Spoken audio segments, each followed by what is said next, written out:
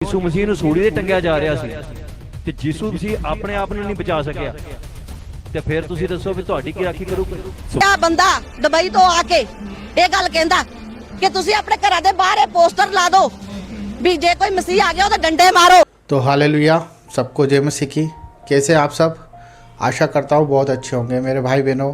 आज हम एक विषय के बारे में बात करना चाह रहे हैं, वो है परमेश्वर के ऊपर जो लगाया जाए आरोप।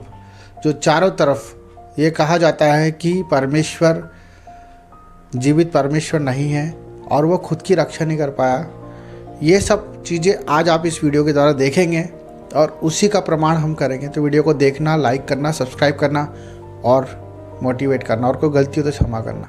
ਯਿਸੂ ਮਸੀਹ ਨੂੰ ਸੂਲੀ ਤੇ ਟੰਗਿਆ ਜਾ ਰਿਹਾ ਸੀ ਤੇ ਯਿਸੂ ਮਸੀਹ ਆਪਣੇ ਆਪ ਨੂੰ ਨਹੀਂ ਬਚਾ ਸਕਿਆ ਤੇ ਫਿਰ ਤੁਸੀਂ ਦੱਸੋ ਵੀ ਤੁਹਾਡੀ ਕੀ ਰਾਖੀ ਕਰੂਗਾ। ਸਵਾਲ ਕੀਤਾ ਕਿਸੇ ਨੇ ਵੀ ਸਾਡਾ ਪੈਗੰਬਰ 3 ਦਿਨਾਂ ਬਾਅਦ ਮਰ ਕੇ ਜਿਉਂਦਾ ਹੋ ਗਿਆ, ਤੁਹਾਡਾ ਕਿਹੜਾ ਗੁਰੂ ਜਿਉਂਦਾ ਹੋਇਆ ਮਰ ਕੇ? ਤੇ ਮੈਂ ਜੇ ਇਹ ਕਹਿ ਦਿੱਤਾ ਸੱਚ ਵੀ ਯਿਸੂ ਮਸੀਹ ਆਪਣੇ ਆਪ ਨੂੰ ਸੂਲੀ ਤੋਂ ਨਹੀਂ ਬਚਾ ਸਕਿਆ, ਇਹਦਾ ਅਰਥ ਕੀ ਹੈ? ਜਦੋਂ ਯਿਸੂ ਮਸੀਹ ਨੂੰ ਸੂਲੀ ਤੇ ਟੰਗਿਆ ਗਿਆ ਤੇ ਉਹਨੇ ਸ਼ਬਦ ਬੋਲੇ ਨੇ, ਗੋਡ ਵਾਈ ਹੈਵ ਯੂ ਫੋਰਸੇਕਨ ਮੀ। ਇਹਦਾ ਪੰਜਾਬੀ ਚ ਅਰਥ ਹੈ, ਪਰਮਾਤਮਾ ਤੂੰ ਮੇਰਾ ਸਾਥ ਛੱਡ ਦਿੱਤਾ, ਕਿਉਂ ਛੱਡਿਆ? ਕੱਲ ਦਾ ਉੱਠਿਆ ਬੰਦਾ ਦੁਬਈ ਤੋਂ ਆ ਕੇ ਇਹ ਗੱਲ ਕਹਿੰਦਾ ਕਿ ਤੁਸੀਂ ਆਪਣੇ ਘਰਾਂ ਦੇ ਬਾਹਰ ਇਹ ਪੋਸਟਰ ਲਾ ਦਿਓ ਵੀ ਜੇ ਕੋਈ ਮਸੀਹ ਆ ਗਿਆ ਤਾਂ ਡੰਡੇ ਮਾਰੋ। ਸਾਰੇ ਜਾ ਸਕਦੀ ਆ ਤਾਂ ਮੈਂ ਸਹੀ ਆ। ਜੇ ਮੈਂ ਉੱਥੇ ਕਿ ਪੀਰਾਂ ਦੀ ਜਗ੍ਹਾ ਤੇ ਜਾ ਸਕਦੀ ਆ ਤਾਂ ਮੈਂ ਸਹੀ ਆ, ਤੇ ਜੇ ਮੈਂ ਚਰਚ ਚਲ ਗਈ ਮੈਂ ਮਾੜੀ ਕਿੱਦਾਂ ਹੋ ਗਈ? ਜੇ ਅਸੀਂ ਜਾ ਕੇ ਉਹ ਧਰਮ ਕਹਿੰਦੇ ਆ ਵੀ ਬਦਲ ਲਿਆ, ਫੇਰ ਤਾਂ ਭਈ ਦਰਬਾਰ ਸਾਹਿਬ ਵੀ ਬਹੁਤ ਜਾਂਦੇ ਆ, ਫਿਰ ਉਹਨਾਂ ਦੇ ਧਰਮ ਨਹੀਂ ਬਦਲਦੇ। ਕੱਲ ਦਾ ਉੱਠਿਆ ਬੰਦਾ ਦੁਬਈ ਤੋਂ ਆ ਕੇ ਇਹ ਗੱਲ ਕਹਿੰਦਾ ਕਿ ਤੁਸੀਂ ਆਪਣੇ ਘਰਾਂ ਦੇ ਬਾਹਰ ਇਹ ਪੋਸਟਰ ਲਾ ਦਿਓ ਵੀ ਜੇ ਕੋਈ ਮਸੀਹ ਆ ਗਿਆ ਤਾਂ ਡੰਡੇ ਮਾਰੋ, ਉਹਦੇ ਤਲਵਾਰਾਂ ਮਾਰੋ, ਉਹਨੂੰ ਕੁੱਟ ਕੇ ਨਿਠਾ ਦਿਓ। ਤਾਂ ਭਾਈ ਸਾਹਿਬ ਮੈਂ ਉਹਨਾਂ ਨੂੰ ਇੱਕ ਗੱਲ ਕਹਿਣਾ ਚਾਹੁੰਦੀ ਆ ਕਿ ਵੀਰ ਜੀ ਤੁਸੀਂ ਵੀ ਸਰਸੰਗ ਕਰਦੇ ਆ। ਜੇ ਕੋਈ ਆਗੂ ਅੱਗੇ ਹੋ ਕੇ ਬਣਿਆ ਆ, ਜੇ ਕਿਸੇ ਨੂੰ ਅੱਗੇ ਲਾਇਆ ਆ ਤੇ ਉਹਨੂੰ ਪਹਿਲਾਂ ਸਿੱਖਿਆ ਦਿਓ। ਸਾਡੀ ਸਿੱਖਿਆ ਡੰਡੇ ਤਲਵਾਰਾਂ ਚੱਕਣੀ ਨਹੀਂ ਆ। ਤੁਸੀਂ ਆਪਣੇ ਧਰਮ ਬਾਰੇ ਤੇ ਕਿਸੇ ਨੂੰ ਕੁਝ ਦੱਸ ਹੀ ਨਹੀਂ ਰਹੇ ਕਿ ਤੁਹਾਡੇ ਗੁਰੂ ਸਾਹਿਬਾਂ ਨੇ ਕੀ ਕੀਤਾ, ਤੁਹਾਡੇ ਗੁਰੂਆਂ ਨੇ ਕੀ ਕੁਰਬਾਨੀ ਦਿੱਤੀ। ਤੁਸੀਂ ਸਿਰਫ ਯੀਸ਼ੂ ਬਾਰੇ ਹੀ ਬੋਲ ਰਹੇ ਹੋ, ਯੀਸ਼ੂ ਏਦਾਂ, ਯੀਸ਼ੂ ਏਦਾਂ, ਯੀਸ਼ੂ ਦੇ ਚੇਲੇ ਏਦਾਂ। तो हम एक वचन से ये बात करेंगे। सबसे पहले परमेश्वर के वचन को पढ़ेंगे, फिर इस वीडियो की व्याख्या करेंगे। तो वचन है मरकुस 12:29 में, जो कि यीशु ने उनसे उत्तर दिया कि सब आज्ञाओं में से यह मुख्य है कि हे इज़राइल सुन, प्रभु हमारा परमेश्वर एक ही प्रभु है। हालेलुया मेरे भाई बहनों, प्रभु हमारा परमेश्वर एक ही प्रभु है। सबसे बड़ी बात यह है कि जो आज ये बात कहते हैं कि हम चर्च, मस्जिद, गुरुद्वारा, मंदिर, ये सब के ऊपर परमेश्वर एक ही है। आज ये सब चीज़ें, आज अगर हम हिंदू थे या क्रिश्चियन थे या मसीह थे या हम अन्य जात के थे या कुछ भी जात के थे, हम जब तक ईश्वर को नहीं जानते तो हम दर बदर भटकते हैं। क्यों भटकते हैं? क्योंकि हम अपने फ़ायदों के लिए, अपनी बीमारियों के लिए, अपने परिवार की सुरक्षा के लिए, अपने धन दौलत, अपनी ऐश्वर्य, अपने सम्मान के लिए हम ईश्वर की शरण में जाते हैं। सबसे पहला मुद्दा ये कि हम ईश्वर को क्यों अपने आप को सौंपते हैं। अगर आपको संतुष्ट है, हम सरकारी अस्पताल में इलाज कराते हैं और बहुत से प्राइवेट में कराते हैं, और बहुत से बेचारे वेद के पास जाते हैं पर बहुत से तो इलाज ही नहीं कराते, क्योंकि जिसके पास शिक्षा है हम उसी के पास जाते हैं।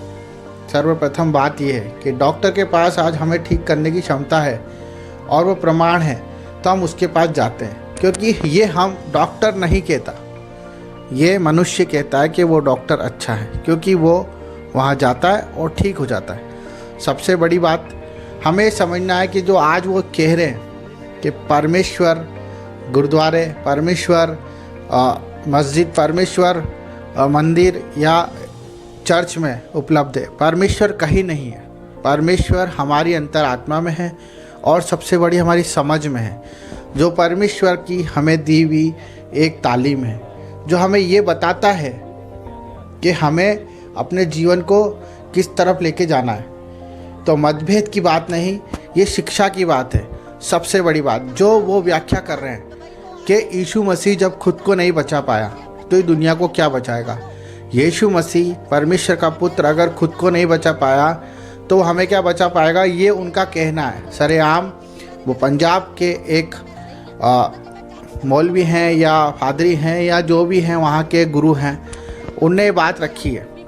सबसे सोचने का विषय ये है कि ये बात रख के वो किसको सिद्ध कर रहे हैं, वो सिखों को सिद्ध कर रहे हैं कि ये सब चीज़ें जो वो चर्च जा रहे हैं, जो वो प्रार्थना सभा में जा रहे हैं, या वो कहीं भी जा रहे हैं, किसी भी मज़हब में जा रहे हैं, घुटना टेक रहे हैं, माथा टेक रहे हैं, तो वो ये कह रहे हैं कि उनके सच्चे गुरु जो हैं वही ईश्वर है। और जो यीशु मसीह को आप मान रहे हो, वो यीशु मसीह खुद की जान नहीं बचा पाया। मेरे भाई बहनों, मैं आपसे एक बात पूछता हूँ, क्या आप आपकी जान के बारे में जानते हैं? क्या आप जानते हैं कि अगले पल में आपके साथ क्या होगा? ये सब कुछ यीशु मसीह को पता था। जब इस दुनिया में आया था, उसे परमेश्वर ने ये समझ दे के भेजी थी कि मैं क्यों आया हूँ। वो हमारे लिए आया था, उसे हमें सिखाना था कि हमें जीवन कैसे जीना है। कोई हमारे इस गाल पे मारे तो इस गाल को हमें दे देना है, ताकि हमारा परिवार में विरोध ना हो। हमें झूठ नहीं बोलना, क्योंकि हम झूठ बोलेंगे तो हमारा परिवार पीछे से बिगड़ जाएगा। अगर हम अपनी आँखों को शुद्ध नहीं रखेंगे तो हमारे घर में भी कोई झांकेगा। ये प्रभु यीशु मसीह हमें बताने के लिए आए थे। उन्हें हमारे बीच में आने की कोई ज़रूरत नहीं थी, परंतु जब परमेश्वर की इच्छा हुई, परमेश्वर ने देखा पाप बढ़ता गया, पाप बढ़ता गया, उन्होंने अपने इकलौते पुत्र को भेजा, क्योंकि ये किसी के बस की बात नहीं थी कि वो हमें शिक्षा दे पाए। आज उसकी तालीम में चलकर बड़े बड़े लोग विद्वान बन गए, साइंटिस्ट बन गए, नासा में पहुंच गए। आज मोबाइल, व्हाट्सएप, दुनियादारी आज चल रही है।